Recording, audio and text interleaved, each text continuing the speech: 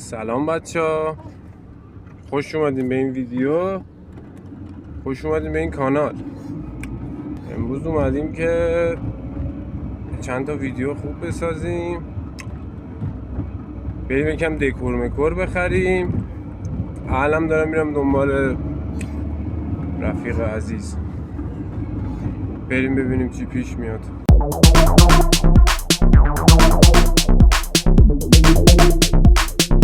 کلی تأخیر داریم میریم پیش همکار، بریم ببینیم چی میشه. خب ببینیم این کجاست. بله که داره سوار میشه. سلام. سلام. خوبی؟ تو خوبی؟ مرسی. خدا قوت. خدا قوت پهلوان. سلام. چه خبر؟ سلامتی. اسم تو من یادم رفت فقط. تو ایکس بگو، پیجواک بگو، هر چی دوست داری بگو. هر چی دوست داری اومدیم پیش آقای هر چی دوست داری بگو. هر چی دوست داری. بله بریم که امروز قراره چیکار کنیم؟ یه دمو من توضیح دادم به بچه‌ها، ولی باید چیکار کنیم؟ امروز والا وسیله بگیریم واسه دکور. دیگه وسیله باید بگیریم و ویدیو همینه؟ کلی کار قرار بکنیم دیگه. ایول. یاد معطل شدی؟ آقا با هر کی تو بگی من حرف زدم، خدا وکیل. با بقال سرکوچه حرف زدم، با نمیدونم دوستم من 6 سال پیش ندیده بودم حرف زدم، با یه سلمونی بود با اونم حرف زدی؟ یه سلمونی بود با اونم حرف زدم، باور کن به خدا با همه حرف زدم دیگه. عجب. خب پس بریم تو مغازه که شروع بریم که داشته باشه.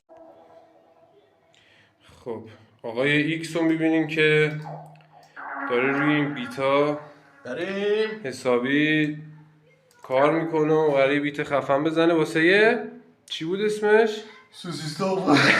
نه اون ویدیو اول یوتیوب چی بود اسمش؟ چی گرافی؟ موشن گرافی.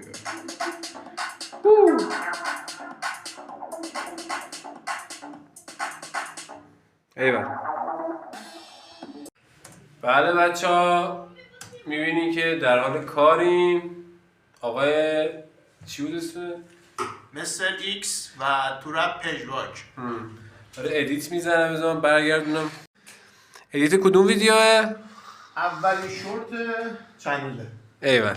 آره اولین شورت ویدیو معرفیه؟ معرفیه. آره که خب منم که دارم ولاگ سوسیس تخم‌مرغ رو درست میکنم. اولین ولاگ چنل. خب اومدیم ریسه بخریم.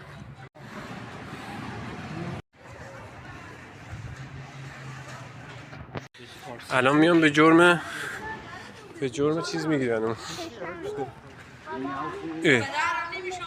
بالایه در حال خلق اثر هنری جناب آقای ایکس. نظاری فقط یه پاش یه پا. بابا خوبه این یه ذره چیز میکنه. آره با یه پولش در میاد. چی باید بگم؟ کوهان شطور را خب You guys چطورین بچه ها؟ امیدوارم که حالتون خیلی خوب باشه و دکورمون تقریبا تکمیل شد. پارت 2 دکور و تقریبا که یعنی کاملا تکمیل شد دیگه. آره حالا چند تا پوستر هم در ادامه احتمالاً بیایم اضافه کنیم بهش که یه ذره خفن‌تر بشه و بریم دکورمون چه شکلیه شد. این از دکور چالشا و ولاگا. صندلی البته باید بدیم و صندلی رو نذاشتیم. آره صندلی هم رینگ لایت ها، میز، بله و این پرده سبز. اینم پرده سبز. و قراره اکثر ویدیوها رو ما تو همین یکی دو تا دکور بگیریم. آره. تا یواش یواش ببینیم که به کجا میرسیم دیگه. پس تا ویدیوهای بعدی همراه ما باشید. خداحافظ.